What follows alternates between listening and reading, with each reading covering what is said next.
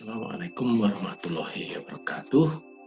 Senang berjumpa dengan saudara-saudara semuanya. Pada kesempatan ini, saya akan mengajak saudara semuanya belajar tentang konsep sikap. Untuk itu, izinkan saya untuk melakukan share screen dulu. Konsep sikap dalam pendidikan karakter.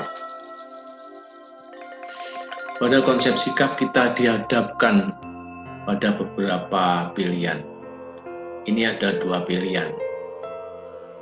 Yang pertama adalah pilihan kita adalah olah fisik. Dan yang kedua adalah pilihan kita stres kerja atau stres mengerjakan tugas. Kasusnya adalah ini. Jika si Ani, seorang mahasiswa perempuan, dihadapkan pada dua pilihan aktivitas, yaitu senam seminggu 3 kali merasa berat, dan pilihan keduanya adalah mengerjakan tugas kuliah merasa sulit. Kemungkinan si Ani sebagai seorang mahasiswa akan memilih aktivitas yang mana? Ini silahkan nanti dijawab setelah Anda selesai mendengarkan semua paparan yang kita bahas.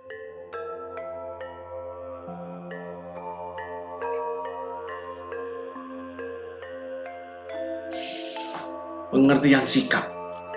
Apa yang dimaksud sikap?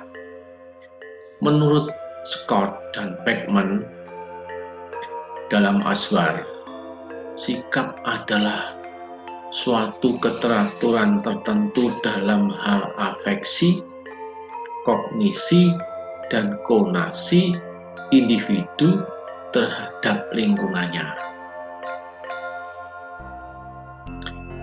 Menurut Achen, sikap merupakan respon evaluatif seseorang berupa perasaan baik atau buruk terhadap suatu objek stimulus. Jadi kalau kita lihat pengertian daripada sikap ini, artinya ada beberapa karakteristik yang bisa kita tarik, yaitu sikap merupakan kecenderungan untuk berpikir dan bertindak. Jadi kecenderungan. Pada kasus di atas tadi, maka kita dihadapkan pada dua pilihan. Kita mesti ada kecenderungan berpikir yang bagaimana untuk mengambil keputusan, dan akhirnya harus bertindak bagaimana.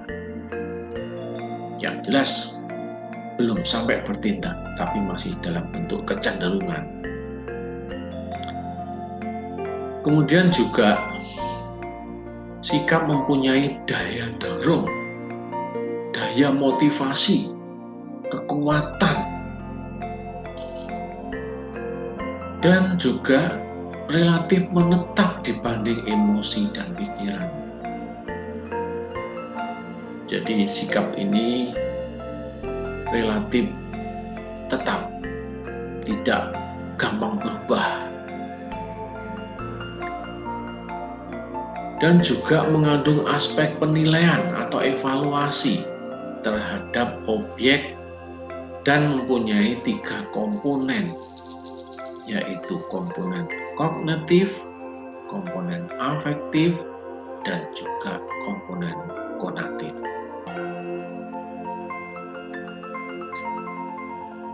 Fungsi sikap. Apa fungsi sikap?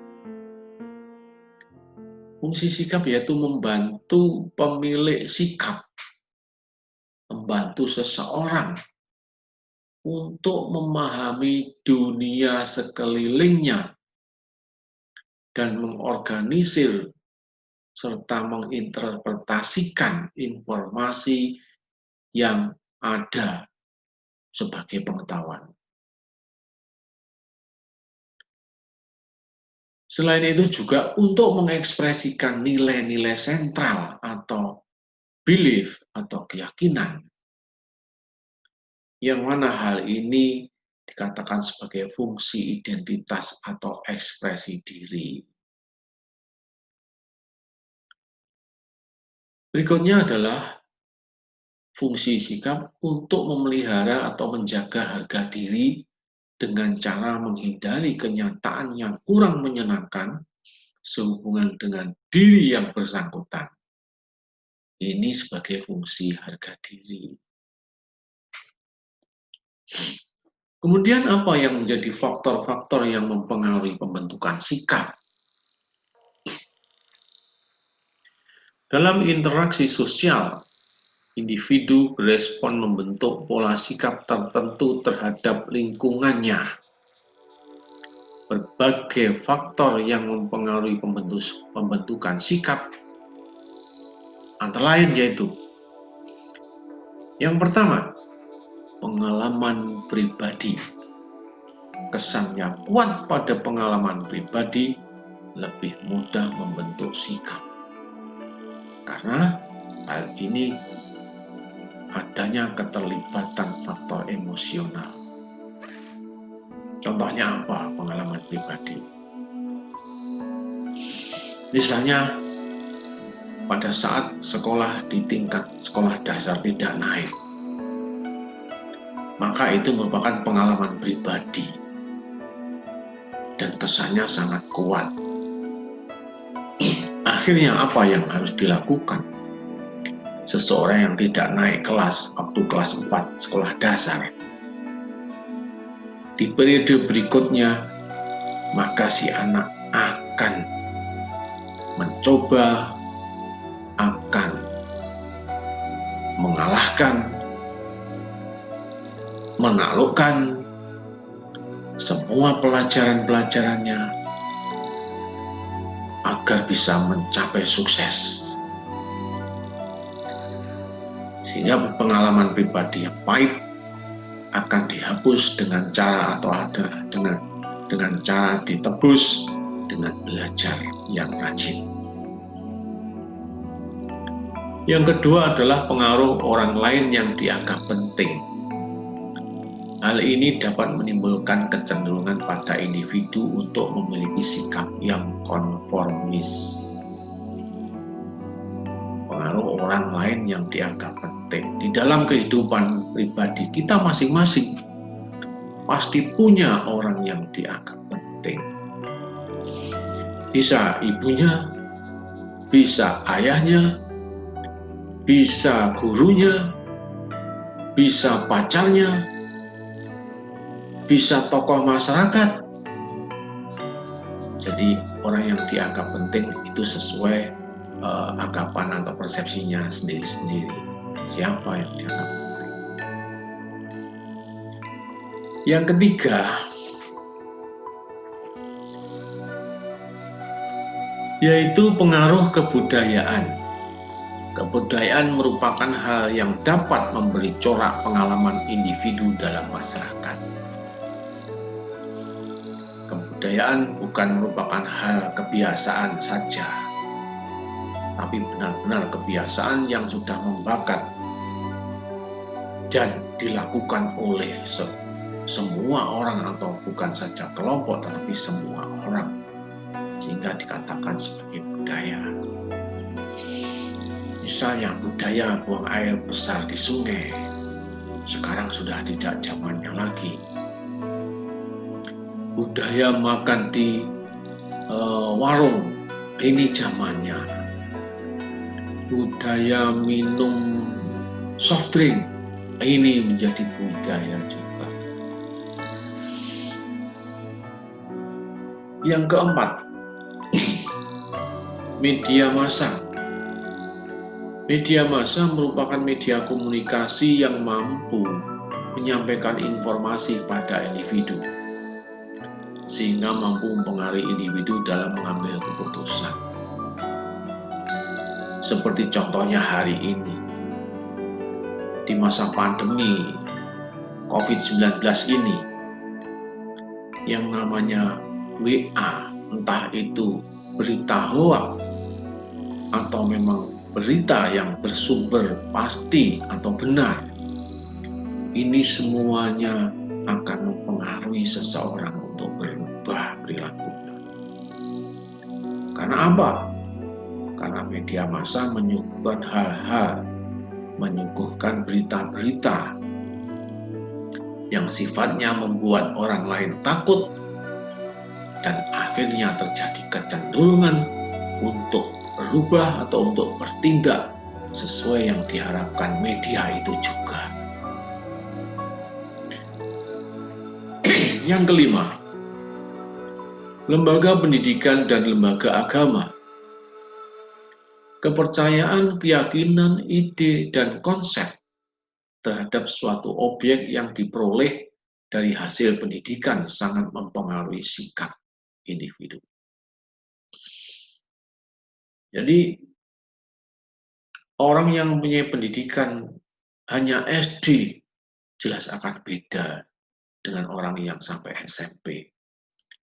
Orang yang mengenyam pendidikan SMP jelas pemikirannya jelas akan beda, sikapnya akan beda, kecenderungan untuk bertindak juga akan beda dengan yang lulusan SMA maupun perguruan tinggi. Di samping itu juga orang yang dekat dengan kelompok orang alim jelas akan beda dengan orang-orang yang jauh dengan kelompok-kelompok orang alim.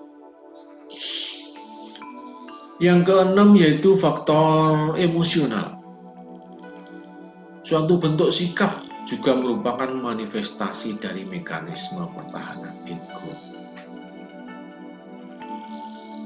Ini faktor yang mempengaruhi adalah sikap, emosi, faktor emosional. Berikutnya adalah struktur sikap. Struktur sikap terdiri atas 3 komponen yang saling menunjang, saling mempengaruhi, saling terikat. Komponen apakah itu? Komponen yang pertama adalah komponen kognitif. Komponen yang kedua adalah komponen afektif. Dan komponen yang ketiga adalah komponen konatif. Komponen kognitif itu adalah komponen yang merupakan kepercayaan atau keyakinan atau ide dan konsep terhadap suatu objek dari hasil penginderaan. Hasil penginderaan apa? Hasil penginderaan mata, telinga, hidung, penginderaan pengecapan, perabaan, sehingga seseorang menyadari dan meyakini dan juga percaya sehingga kondisi itu adalah dikatakan kondisi sadar. Artinya kondisi tahu.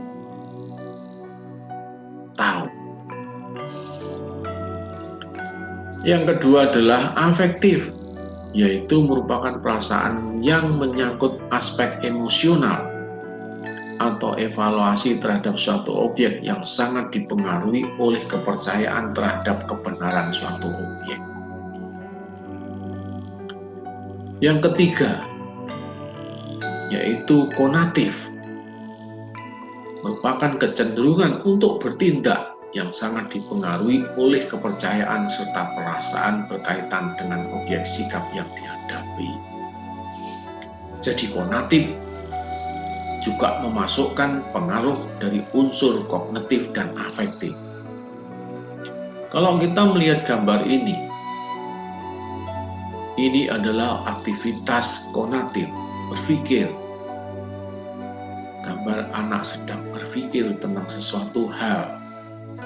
Ini sudah merupakan unsur sikap. Yang gambar yang sebelahnya ada berbagai wajah. Ada yang senyum, ada yang cemberut, ada yang bermuka muram, ada yang bermuka gembira, ada yang serius, ada yang heran. Ini adalah muka-muka orang yang dipengaruhi oleh perasaan atau afektifnya. Gambar yang bawah. Gambar ini adalah orang yang sedang berkomunikasi, saling mendengarkan, saling bertukar pesan. Orang yang saling bertukar pesan ini ada kecenderungan untuk melakukan suatu tindakan. Jadi inilah unsur struktur sikap. Kemudian berikutnya, diagram sikap menurut Noto Atmojo seperti ini. Pertama adalah stimuli atau rangsangan. Rangsangan masuk menjadi proses stimuli. Kemudian terjadilah reaksi tingkah laku. Reaksi tingkah laku ini bisa tertutup, bisa terbuka. Dari proses stimuli terjadi sikap sebagai reaksi tertutup. Reaksi sikap ini yang tertutup kemudian akan mempengaruhi reaksi tingkah laku. Ini yang terbuka. Dari proses stimuli bisa langsung reaksi tingkah laku. Ini bukan reaksi sikap. Dari proses stimuli langsung mempengaruhi sikap. Ini proses tertutup. Baik sifatnya itu kognitif, afektif, dan konatif. Berikutnya adalah bentuk respon sikap. Bentuk respon sikap ini meliputi respon verbal dan non-verbal. Respon verbal dan non-verbal antara lain respon kognitif, afektif, dan konatif. Pada tipe respon verbal, kategori respon kognitif adalah pernyataan keyakinan mengenai objek sikap. Artinya secara verbal diungkapkan. Misalnya, 1 ditambah 1, maka itu ada 2. Yakin, yakin. Pisang goreng 1 ditambah pisang goreng 1, itu adalah Rp3.000. Yakin? Tidak yakin. Karena harga pisang goreng di setiap daerah akan beda-beda. Sehingga tidak yakin. Dan itu yang dipengaruhi adalah kognitifnya.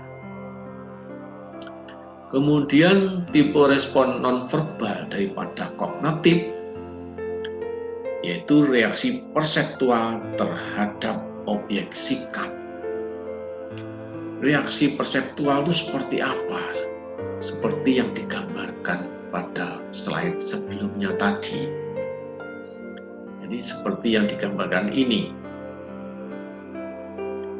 Ini respon perseptual. Anak ini mempersepsikan bahwa 1 ditambah 1 itu 2.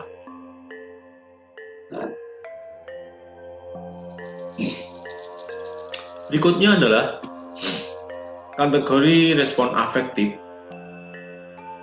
Respon verbalnya berupa pernyataan perasaan terhadap objek sikap. Pernyataan perasaan terhadap objek sikap. Kalau misalnya kita melihat seseorang dalam kondisi yang kurus sekali, karena kena penyakit HIV misalnya, atau penyakit corona yang sekarang sedang merebak, jadi pandemi. Secara perasaan, secara emosional, kita akan menyampaikan atau mengungkapkan apa? Pernyataan apa yang akan kita ungkapkan? Ya Allah, kasihan sekali orang itu. Kondisinya sudah kena corona, tidak punya keluarga, dikucilkan lagi. Itu pernyataan. Jadi pernyataan perasaan terhadap objek sikap. Salah satu contohnya seperti tadi. Kategori afektif ditinjau dari tipe respon nonverbal, yaitu reaksi fisiologis terhadap objek sikap. Misalnya saja, kita mengetahui dengan adanya seseorang sudah tak punya keluarga, kena corona dan dikucilkan. Apa yang terbersit di dalam otak kita? Ada perasaan empati, kasihan. Sehingga yang terjadi, kita ikut merasakan secara fisiologis. Mungkin kita bisa ikut meneteskan air mata tanpa harus berkata-kata.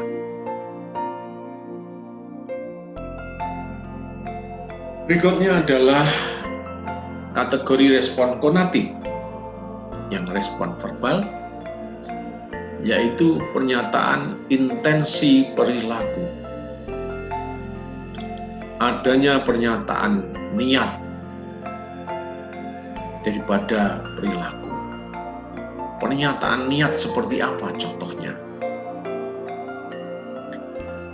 Pernyataan niat itu masih ada di dalam kondisi pernyataan tertutup. Tapi ini pernyataan dalam pernyataan verbal, sehingga akan diungkapkan dalam bentuk saya seandainya punya duit, maka orang yang terkena corona akan saya berikan bantuan berupa duit atau bantuan berupa sembako. Kata-kata akan itu berarti niat. Niat untuk membantu. Kata-kata akan. Kemudian konatif ditinjau dari nonverbal, respon nonverbal. Ditampilkan atau ditunjukkan dalam perilaku tampak sehubungan objek sikap. Perilaku apa yang kira-kira yang perilaku tampak yang ditampilkan? Perilaku tampak yang ditampilkan ini bisa berupa perilaku membawa sembako dan datang ke pintu gerbangnya seseorang yang terkena corona tadi itu. Itu perilaku tampak sehubungan adanya niat atau intensi. Kemudian berikutnya adalah tingkatan domain sikap. Domain sikap dalam taksonomi Bloom terdiri dari beberapa tahapan domain yang mampu membentuk perilaku caring seorang perawat atau seorang mahasiswa keperawatan. Perilaku caring, perilaku apa? Perilaku kepeduliannya, perilaku di dalam pelayanannya. Seperti apa tingkatan sikap itu? Yang tingkat yang pertama adalah receiving, yaitu kepekaan seseorang dalam menerima stimulus dari luar dalam bentuk masalah atau situasi atau maupun gejala. Receiving atau attending diartikan sebagai kemauan untuk memperhatikan suatu objek. Kemauan, adanya suatu kemauan untuk bertindak.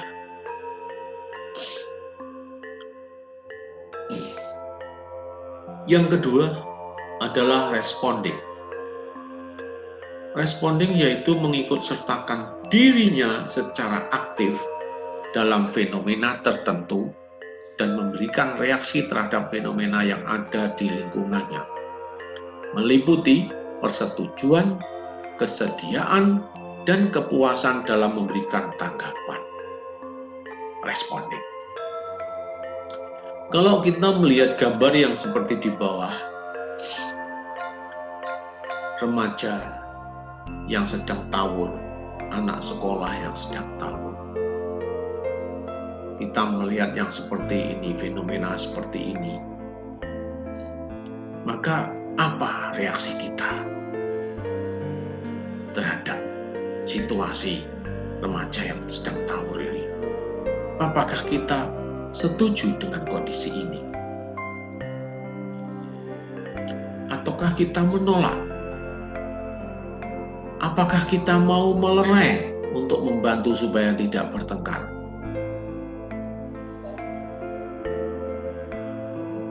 Atau kita mau memberikan respon berupa tanggapan?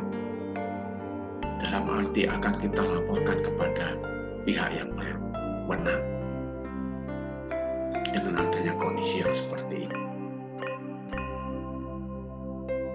Termasuk kondisi-kondisi yang seperti ini.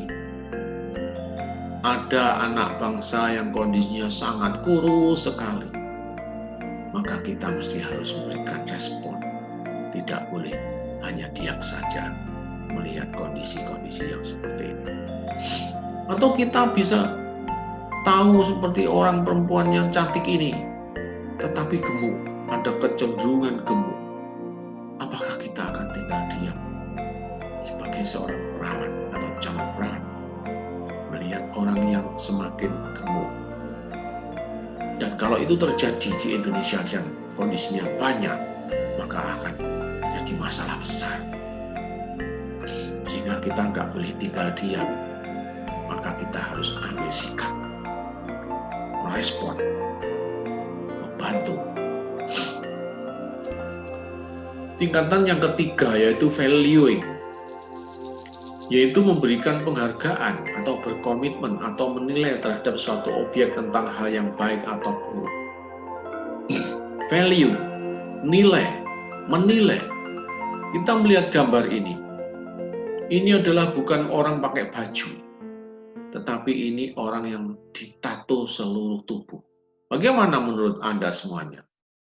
Apakah sesuai dengan nilai-nilai yang ada pada kita? Apakah ini buruk? Ataukah ini baik?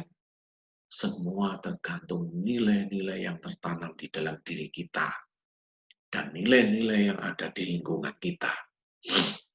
Tergantung situasi dan kondisi di mana ini berada. Kalau orang ini berada di luar sana, mungkin ini baik. Kalau ini ditinjau dari nilai seni, ini mungkin baik karena seni.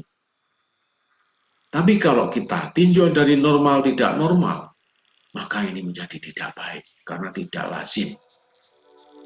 Lazimnya manusia adalah pakai baju, bukan kulitnya dioret-oret yang seperti ini.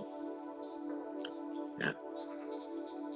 Kemudian berikutnya adalah tahap yang keempat, tingkatan yang keempat adalah organization, yaitu memadukan perbedaan nilai, menyelesaikan konflik, dan membentuk suatu sistem nilai yang konsisten sehingga terbentuk nilai baru yang universal yang membawa pada perbaikan umum. Jadi kita mesti harus melihat kondisi yang seperti dalam gambar ini.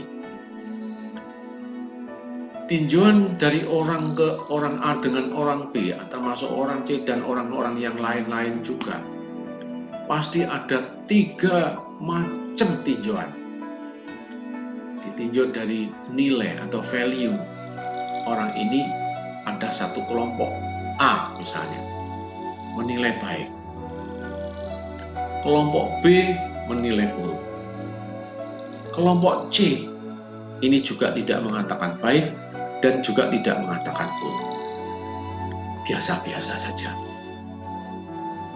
Nah, perbedaan nilai ini maka perlu dipadukan untuk memperoleh suatu sikap, karena digunakan untuk menyelesaikan konflik supaya tidak dalam persimpangan terus, maka perlu dilakukan penyamaan persepsi dari ketiga kelompok tadi itu disamakan, sehingga akan diambil suatu sikap di dalam pribadi kita masing-masing bahwa A dan B serta C akan dipadukan, bahwa kehidupan memang seperti itu.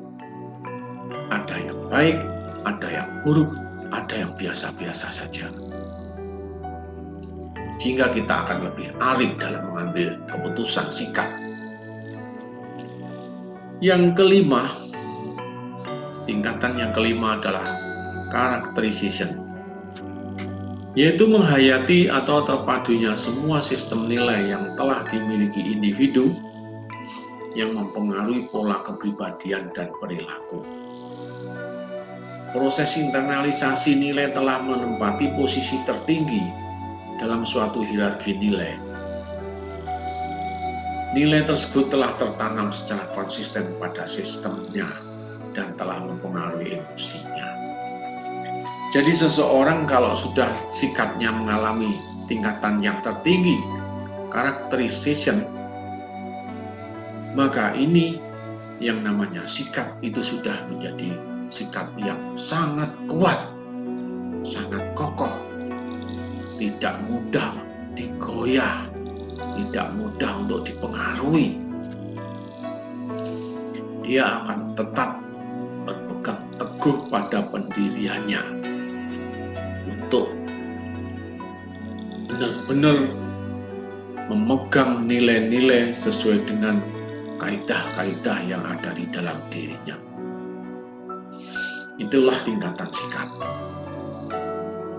Jadi demikian tentang konsep sikap yang kita bahas. Untuk itu, saudara-saudara semua, saya berikan tugas untuk menjawab daripada dua pilihan ini saja. Gunakan konsep sikap di dalam menjawab dan berikan tanggapan sesuai dengan sikap yang ada di dalam diri Anda yang selama ini sudah pada tingkatan karakterisasi. Saya kira demikian. Mohon maaf apabila ada hal yang kurang berkenan.